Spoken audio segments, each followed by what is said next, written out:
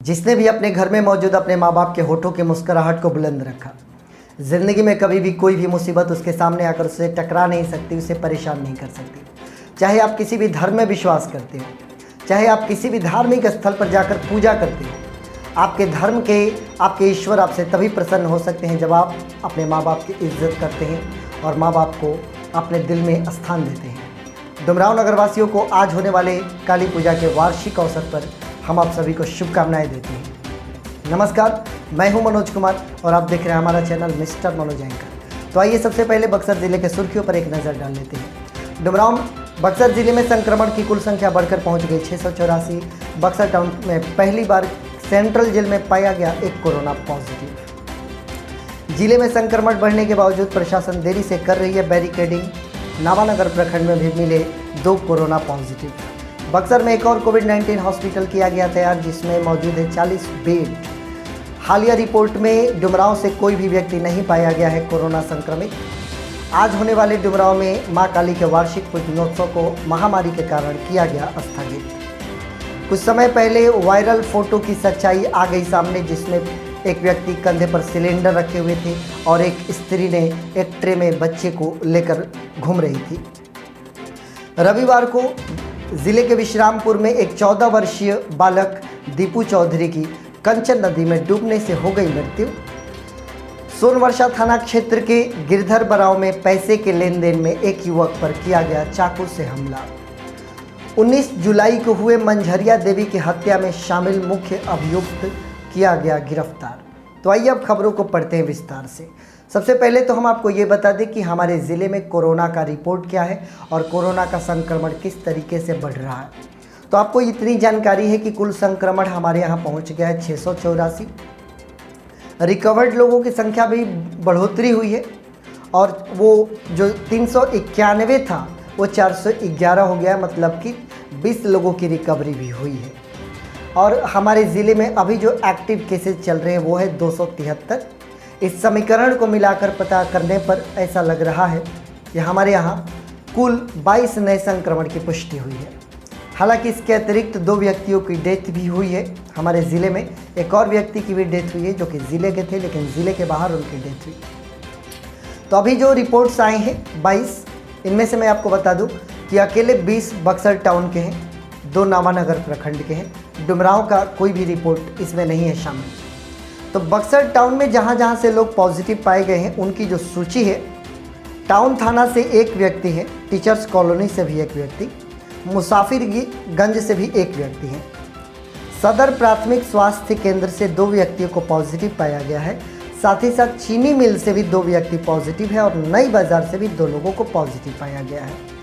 Central jail में पहला मामला निकल कर आया है। हालांकि इसकी पुष्टि नहीं है कि सेंट्रल जेल में जो व्यक्ति कोरोना पॉजिटिव पाए गए हैं वो कोई पुलिस अधिकारी हैं या फिर कैदी, लेकिन सेंट्रल जेल तक कोरोना का पहुंचना निश्चित तौर पर अलार्म है हमारे बक्सर ज़िले के प्रशासनिक अधिकारियों के लिए।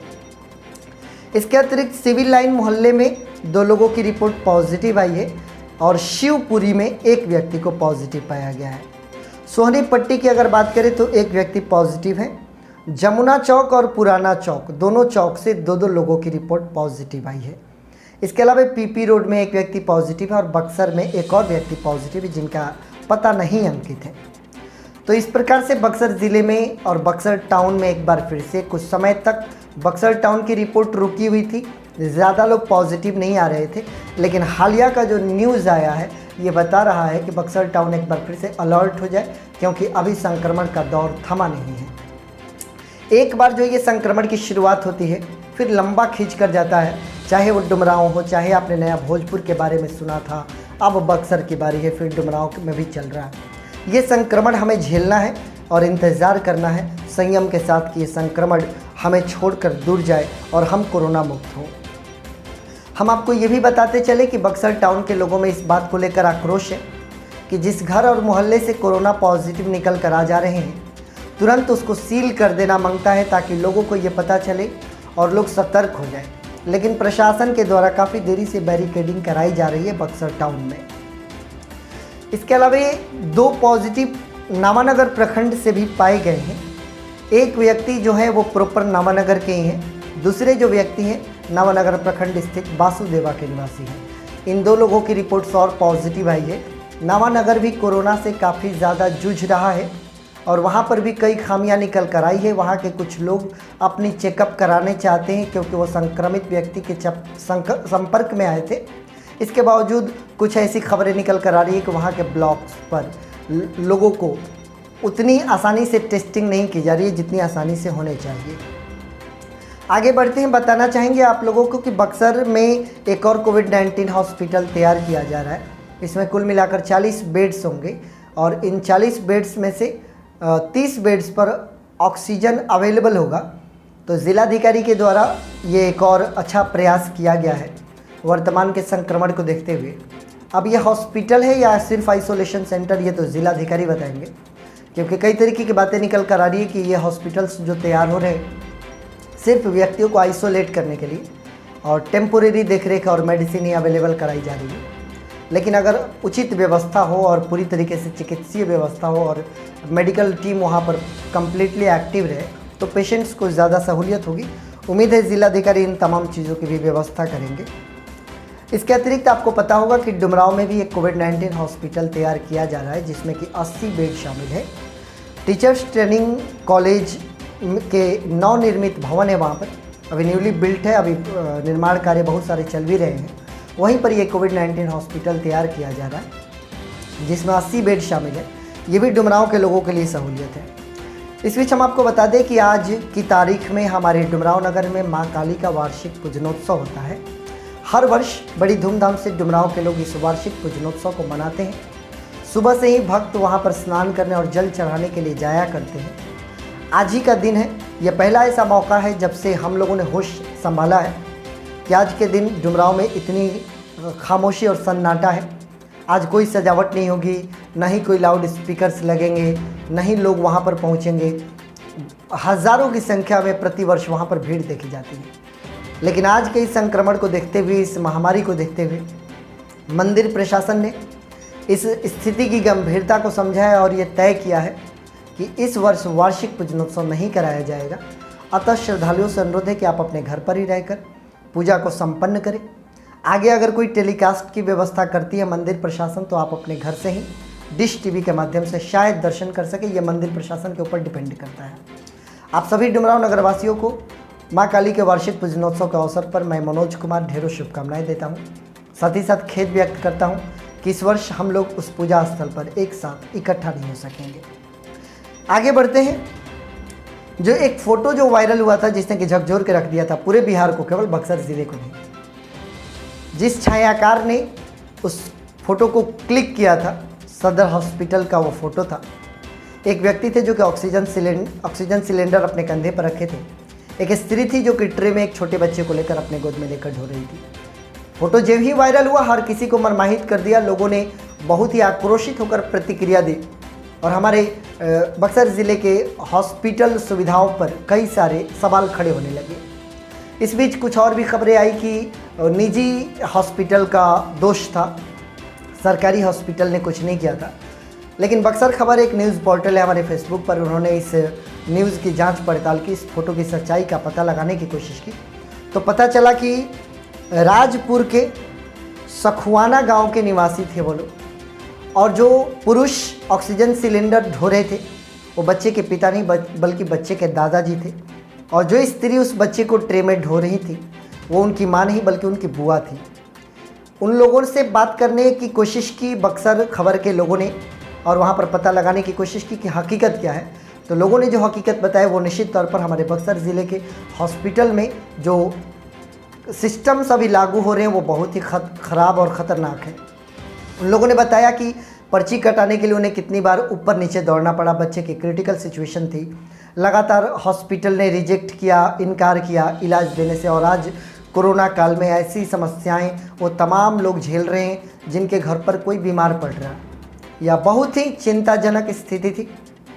बक्सर खबर ने पूरी कोशिश करके इस न्यूज़ की हकीकत को पता लगाया। हम आपको शुभकामनाएं देते हैं और ये भी बताया गया कि बड़ी दुख के साथ मैं आपको सूचित करना चाहूँगा कि वो बालक जो ट्रे में मौजूद था जिसको ढोया जा रहा था वो एक प्राइवेट क्लिनिक से आया हुआ था। उसको बेहतर इलाज की आवश्यकता थी, सदर अस्पताल में वो नहीं मिला और आखिरकार उस बच्चे ने इस कोरोना काल में, इस महामारी के दौर में जो अस्पतालों की लापरवाही है उसके कारण उस बच्चे ने दम तोड़ दिया।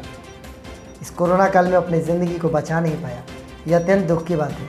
सोचने का विषय है कि आखिर हम अपने अस्पतालों में ऐसी फैसिलिटीज़ क्यों नहीं दे पा रहे कि कम से कम जो मरीज़ इतने क्रिटिकल सिचुएशन को लेकर जाता है उसकी तो कम से कम रक्षा की जा सके, उसे सही उपचार दिया जा सके, या रेफ़र भी करना है तो सही जगह पर किया जा सके। बहरहाल हम चाहेंगे कि डीएम सर इस पर संज्ञान लें और जाने कि मामला क्या है। आगे बढ़ते हैं। रिपोर्ट रविवार की दोपहर में एक व्यक्ति के डूबने की खबर आ रही है कि हमारे ज़िले के विश्रामपुर में छोटे लाल चौधरी के एक पुत्र 14 वर्ष के थे, दीपू चौधरी। उनके गांव के पास ही एक नदी का बहाव है।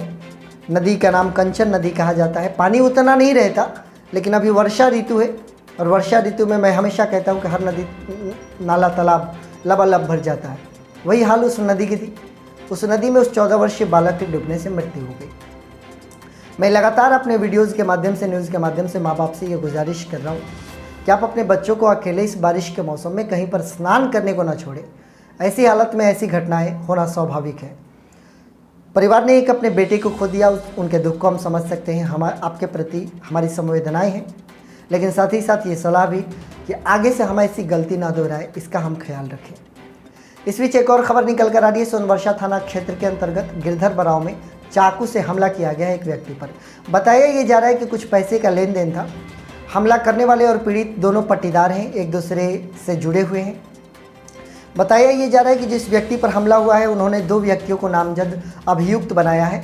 पुलिस उन अभियुक्तों को गिरफ्तारी करने के लिए छापेमारी भी कर रही है। हालांकि अभी तक किसी की गिरफ्तारी नहीं हुई। वास्तविक हकीकत क्या है, पुलिस इसकी जाँच पड़ताल करेगी। और लेकिन घायल व्यक्ति का इलाज अभी किया जा रहा है। और इस प्रकार से अगर किसी भी विवाद में चाकू से हमला किया जाता है तो यह निंदनीय है, यह अपराध की श्रेणी में आता है। प्रयास किया जाए कि जब आप अपने हैं, एक दूसरे से जुड़े हैं, आप पट्टीदार हैं, तो आप मोहब्बत बनाए रखें। ये नफ़रत फैलाकर और दुश्मनी मोल लेकर हम पीढ़ियों तक इस दुश्मनी को लेकर चले जाते हैं। भाई भाई की लड़ाई पीढ़ियों तक चलती रह जाती है और जिनसे हमें सबसे करीब रहना चाहिए उन्हीं से हम सबसे दूर हो जाते हैं। पुलिस सच्चाई का उद्भेदन करेगी और निष्पक्षता के साथ जांच करेगी और दोषी पर कार्रवाई करेगी, ऐसी हमारी आशा है। इस बीच हम आपको एक और बात बता दें कि 19 जुलाई को मंझरिया देवी की हत्या हुई थी। राजपुर के राजापुर की ये घटना थी। मैंने आपको सूचना दिया था। उस हत्याकांड में शामिल एक व्यक्ति को, जो कि मुख्य अभियुक्त थे, उसको गिरफ्तार कर लिया गया है। उसके पास से जिंदा कारतूस भी पुलिस ने बरामद की है। पूछताछ के क्रम में अभियुक्त ने इस बात को स्वीकारा है कि उसने हत्या की है। हत्या का कारण जब मालूम करने की कोशिश की गई पुलिस के द्वारा तो उसने प्रेम प्रसंग होने की बात स्वीकारी है कि मृतक महिला के साथ उसके प्रेम प्रसंग थे। फिर कुछ विवाद हुआ और विवाद के पश्चात उसने उस स्त्री का गोली मारकर हत्या कर दिया। तो पुलिस ने गिरफ्तार कर लिया। आगे की कार्रवाई चल रही है और भी अभियुक्त जो शामिल होंगे उनको गिरफ्तार किया जाएगा। यह हमारे बक्सर ज़िले का अपडेट है। मैंने आप तक पहुंचाने की कोशिश की और आप प्रतिदिन हमारे अपडेट्स को देखते हैं, हमारे साथ जुड़े हुए हैं। आप सभी के मंगलमय स्वास्थ्य की हम कामना करते हैं। आप स्वस्थ रहें, सकुशल रहें, सुरक्षित रहें और कोरोना से अवश्य बचे रहने का प्रयास करें। आप सभी हमारे साथ जुड़े, इसके लिए आप सभी का बहुत बहुत धन्यवाद।